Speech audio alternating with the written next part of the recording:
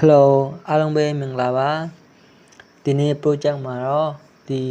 Wi-Fi ရဲ့ signal ကို Arduino နဲ့ LED 3လုံး red ရဲ့ green ရဲ့ blue ရဲ့အဲ့ဒါတွေကိုအသုံးပြုပြီးတော့ IoT connection process ကိုစားပြုတဲ့အနေနဲ့ကျွန်တော်ဖန်တီးထားပါတယ်ဒီ project မှာလည်းပဲအဲ့ဒီ sensor အနေနဲ့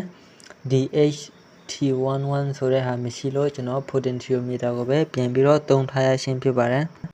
DHT11 ဆိုတာကတော့ temperature နဲ့ humidity ဆိုတဲ့ဟာကိုတိုက်ရိုက်ဖက်ပေးတဲ့ sensor တစ်မျိုးဖြစ်ပါတယ် red LED ကကြတော့ weak low connection slow upload ပြီး minimal data transfer ဆိုတဲ့ဟာကိုစားပြုတယ်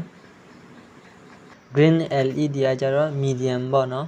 stable connection moderate data upload ရဲ့ normal operation ပြီးဒီ blue LED ကကြတော့ strong ရဲ့ပြီး strong connection fast upload ရဲ့ device fully operational ဆိုတာကိုစားပြုပါတယ်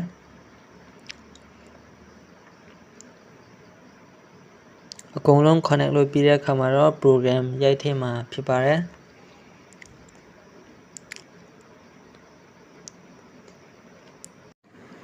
start simulation ဆိုတဲ့ဟာကိုနှိပ်ပေးပါ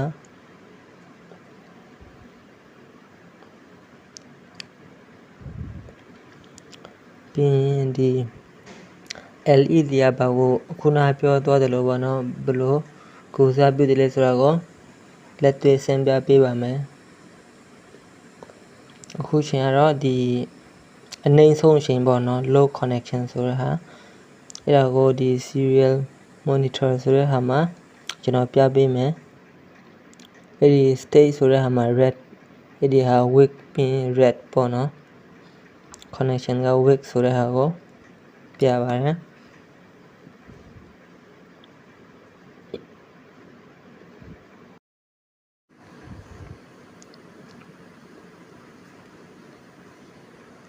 ပြီးရင်ကျွန်တော် green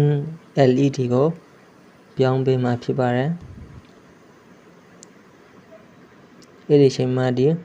state နေရာမှာ medium ပေါ့နော်ပြီးရင် green အဲ့လိုနဲ့အဲ့ဒီ red ဆိုတဲ့ဟာတွေအကုန်လုံးတစ်ဖြည်းဖြည်းချင်း green ပြောင်းလာမှာဖြစ်ပါတယ်ဘာလို့ဆိုရင်အဲ့ဒီ Wi-Fi ရဲ့ connection ကတစ်ဖြည်းဖြည်းနဲ့အဲ့လိုပေါ့နော် step by step ကောင်းလာတယ်ဆိုတဲ့ဟာကိုပြတာဖြစ်ပါတယ်အဲ့ဒီ red ဆိုတဲ့ဟာတွေအကုန်လုံးဖြည်းဖြည်းနဲ့